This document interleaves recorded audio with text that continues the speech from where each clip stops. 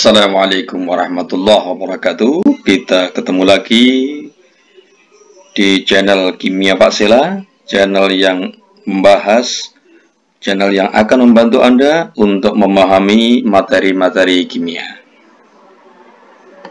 Sebelum kita lanjutkan video ini, mari kita afirmasi dulu pada diri kita untuk menghilangkan mental block bahwa kimia itu sulit. Kita yakin bahwa kimia tidak sesulit yang Anda bayangkan. Mari saya bantu Anda, ikuti suara saya pikir, tempelkan tangan Anda di dahi, saya rasa, pindahkan ke dada, aku yakin bisa, kepalkan tangan Anda. Saya ulangi, saya pikir, saya rasa, saya yakin bisa. Baiklah. Pada pertemuan kali ini kita akan membahas materi-materi yaitu tentang soal-soal hidrolisis. Pembahasan soal-soal hidrolisis. Ada beberapa jenis pertanyaan pada soal-soal hidrolisis dan jenis-jenis soal inilah yang perlu Anda pahami bentuk-bentuk soalnya, sehingga ketika nanti akan ketemu beberapa jenis soal, Anda tidak akan kaget dan Anda bisa menyelesaikannya dengan baik. Baik, untuk soal yang pertama, mari kita lihat soal yang pertama. Soalnya seperti ini. Perhatikan tabel sifat garam berikut. Tabel yang paling tepat adalah, di sini ada kolom garam, ada jenis hidrolisis, ada pH. Seperti Anda tahu bahwasannya garam itu, jenis-jenis garam itu, ada garam basa, ada garam asam, ada garam netral, ada garam kakao. Garam kakao itu kan garam yang kanan kiri oke. Garam yang bisa bersifat basa dan garam yang bisa bersifat asam. Kemudian jenis hidrolisisnya ada hidrolisis total, ada hidrolisis parsial, dan ada garam yang tidak terhidrolisis. Nah, pH ini menyangkut dengan sifat garam ini tadi. Kalau garam asam, maka pH-nya kurang dari 7. Kalau pH basa, pH-nya lebih dari 7. Kalau pH garam netral, pH-nya sama dengan 7. Mari kita lihat untuk pilihan yang A ini. Amonium klorida. Ini asalnya dari NH4. Berarti NH4 itu kan basa lemah. Kemudian HCl ini asam kuat. Jadi yang satunya lemah, yang satunya kuat. Kalau yang satunya lemah, satunya kuat, tentunya terhidrolisis parsial sebagian, karena yang kuat ini tidak terhidrolisis, sehingga yang A ini, jawaban A ini salah karena ini hidrolisisnya hidrolisis total. Meskipun di sini pH-nya ini juga salah. pH-nya adalah lebih dari 7, harusnya pH-nya kurang dari 7, sehingga jawaban yang A ini juga salah karena jenis hidrolisisnya saja sudah salah. Kemudian garam yang kedua, kalium sulfat. K ini KOH. Basa kuat, SO4 ini H2SO4. Asam kuat, basa kuat, asam kuat, semuanya kuat, sehingga ini garam netral. Garam netral itu tidak terhidrolisis. Kalau ini ada hidrolisis parsial, maka ini salah. pH-nya betul sama dengan 7, tapi ini hidrolisisnya yang salah. Yang ketiga, amonium sulfat. Amonium itu basa lemah, sulfat, asam sulfat, berarti ini basa asam kuat. Basa lemah, asam kuat. Yang satunya lemah, yang satunya kuat. Sehingga yang mengalami hidrolisis parsial. Sebagian, yang mana? Yang lemah. Amonium ini. SO4-nya tidak mengalami hidrolisis. Berarti ini benar. Ini tadi basanya lemah, asamnya kuat. Maka pH-nya kurang dari 7. Jadi jawaban ini benar. Parsial dan pH-nya kurang dari 7. Kita lihat yang do. Kalium asetat, CH3COO ini asam asetat, asam lemah. KOH ini basa kuat. Asam lemah, basa kuat. Yang satunya lemah, yang satunya kuat. Hidrolisis parsial, betul. Ini yang lemah tadi asam, yang kuat basa. Berarti kalau yang kuat basa, maka garam ini sifatnya basa. Sifat basa itu berarti pH-nya lebih dari 7. Ini pH-nya kurang dari 7. Yang membuat salah adalah yang di sini. Karena pH-nya kurang dari 7. Harusnya pH-nya lebih dari 7 karena ini garam basa. Kita lanjutkan. Amonium sianida. Amonium ini basa lemah, sianida juga asam lemah. Ini lemah, ini lemah. Sehingga lemah semuanya. Kalau lemah semuanya, hidrolisisnya hidrolisis total. pH-nya sama dengan 7. Ini belum tentu. Kita akan tentukan dengan Kb dan Ka. Kalau tidak ada data Kb dan Ka, ini nggak bisa ditentukan pH-nya. Sehingga ini hidrolisisnya salah. pH-nya juga salah. Ya. Sehingga jawaban soal ini adalah yang C. Ini. Kita lanjutkan. Ini tipe yang pertama. Tipe berikutnya soalnya seperti ini. Dari larutan di bawah ini, yang menghasilkan garam terhidrolisis sebagian dan bersifat basa adalah garam. Garam itu berarti asam dan basa. Ya. Jumlah molnya sama. Mol asam sama dengan mol basa. 50 kali 0,5. 50 kali 0,5. Sama. Berarti ini akan membentuk garam. Hidrolisis. 50 kali 0,5 kali 2. Karena ini asamnya 2. Berarti ini kan 100 kali 0,5. Ini 100 kali 0,5. Ini juga garam. Hidrolisis. Ini juga sama. 50 kali 0,5 ini 50 kali 0,5 ini 100 kali 0,5 berarti ini kemungkinan tidak membentuk garam terhidrolisis. Ya, jadi garam itu artinya jumlah mol asam sama dengan jumlah mol basa. Terhidrolisis sebagian, artinya terhidrolisis sebagian itu berarti yang satunya harus kuat, yang satunya lemah.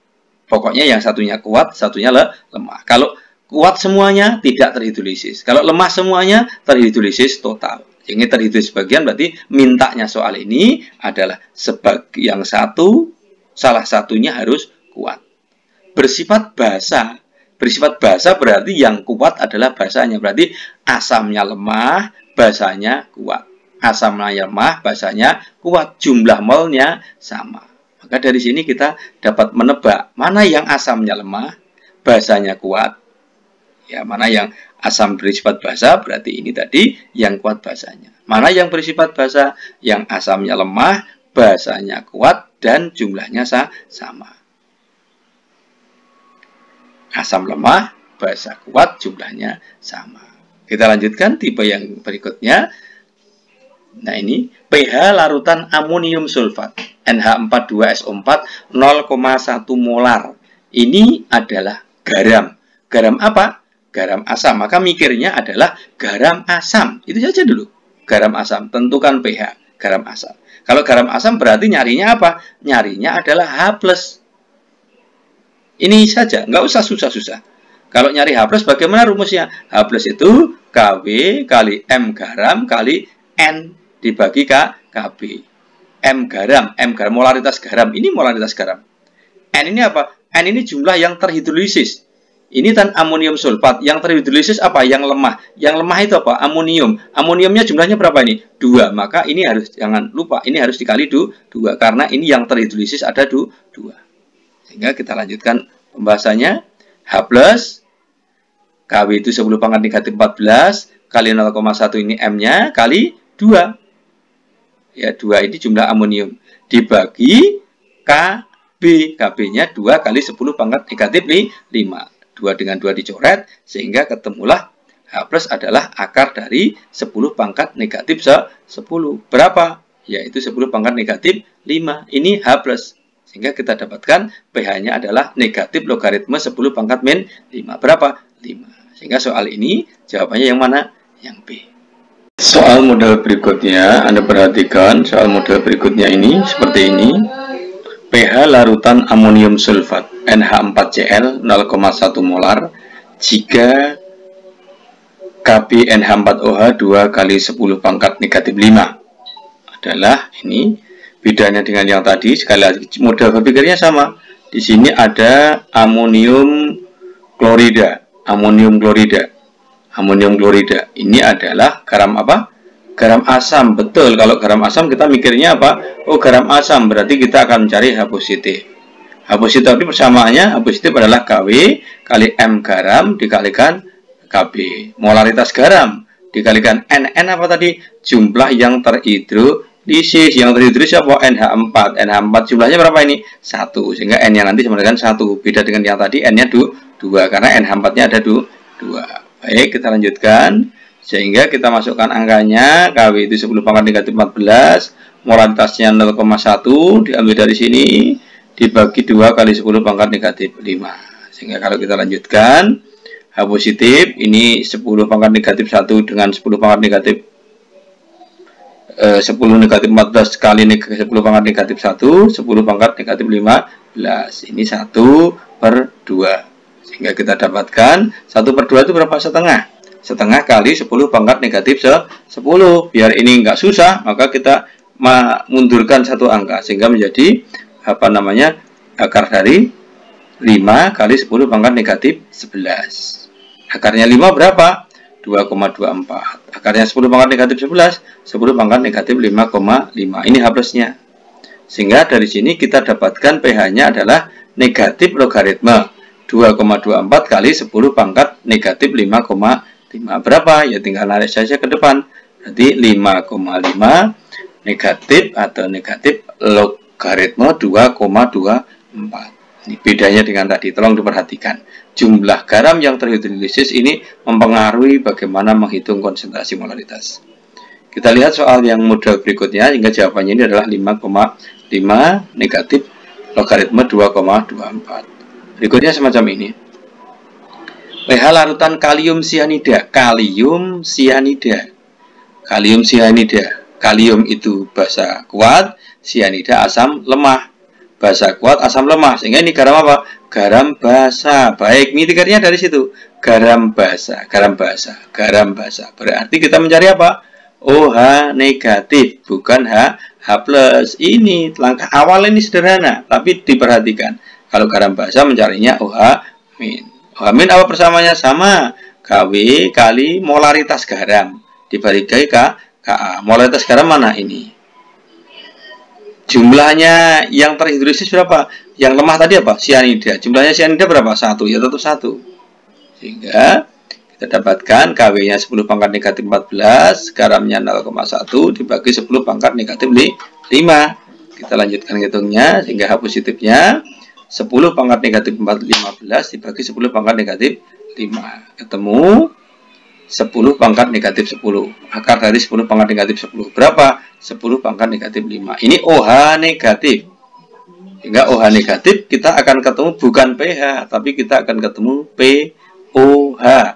Berapa? Negatif logaritma 10 pangkat negatif 5. Berapa ini? POH-nya 5. Yang ditanyakan bukan POH, tetapi apa ini?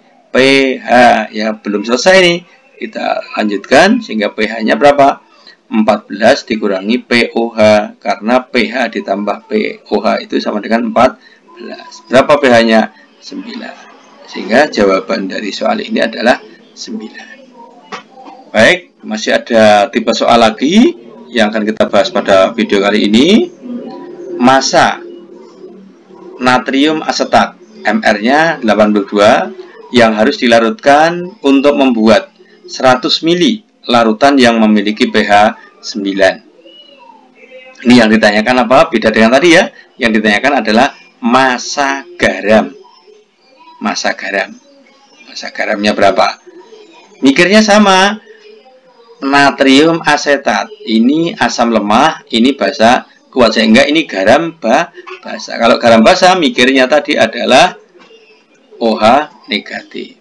Kw molaritas garamnya berapa? Karena ini yang ditanyakan masanya, molaritasnya belum ada. Kita cari dulu. Dibagi Ka, Ka-nya sudah ada. Kw-nya ada. Ya, kita lanjutkan. Hingga OH-nya kita masukkan angkanya 10 pangkat negatif 14, ini KW, M garam, karena massa itu nanti adanya di dalam molaritas ini. Dibagi Ka-nya 10 pangkat negatif 5. OH-nya berapa? Kita ambil dari data pH. Nah, pH-nya tadi berapa? 9. Sehingga pOH-nya, pH tambah pOH tadi kan 14. Sehingga kalau pH-nya 9, pOH-nya 14 dikurangi 9. Berapa? 5. Dari sini kita dapatkan kalau pOH-nya 5, maka OH-nya adalah 10 pangkat negatif 5. Ini kita substitusikan ke pertanyaan. Kita substitusikan ke persamaan ini. Sehingga kita akan dapatkan 10 pangkat negatif 5 OH sama dengan akar dari 10 pangkat negatif 14 dibagi 10 pangkat negatif 5 kali molaritas garam. Sehingga kita selesaikan ini 10 pangkat negatif 5 sama dengan akar ini. Bagaimana menyelesaikannya? Ya, ini kita kuadratkan semuanya saja. Ya, kuadratkan semuanya sehingga 10 pangkat negatif 5 kuadrat, 10 pangkat berapa? 10 pangkat negatif 10. Ini 10 pangkat negatif 9 kali M garam. Sehingga kita peroleh di sini M garamnya adalah 10 pangkat negatif 10 dibagi 10 pangkat negatif 9 sama dengan 10 pangkat negatif 1. Ini molaritas garam. Yang ditanyakan bukan molaritas, yang ditanyakan apa? Massa di sini di dalamnya ini. Jadi belum selesai, kita selesaikan M garamnya tadi 10 pangkat negatif 1.